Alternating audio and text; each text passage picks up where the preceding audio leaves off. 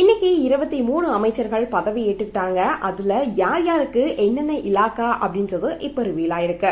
விஸ்வநாதன் அவங்களுக்கு உயர்கல்வித்துறை, ராஜேஷ்குமாருக்கு சுற்றுலாத்துறை, விக்னேஷ் வேளாண் துறை, கமலி கால்நடைத்துறை, விஜயலட்சுமி பால்வளத்துறை, ஸ்ரீநாத் மீன்வளத்துறை, காந்திராஜ் கூட்டுறவுத்துறை அப்படின்னு பல இலாக்காக்கள் ஒதுக்கப்பட்டிருக்கு. அதே போல ராஜ்குமாருக்கு வீட்டு வசதி வாரியத்துறை, விஜய் பார்த்திபனுக்கு போக்குவரத்து துறை, குமாருக்கு AI துறை, இது எல்லாமே ஒதுக்கப்பட்டிருக்கு.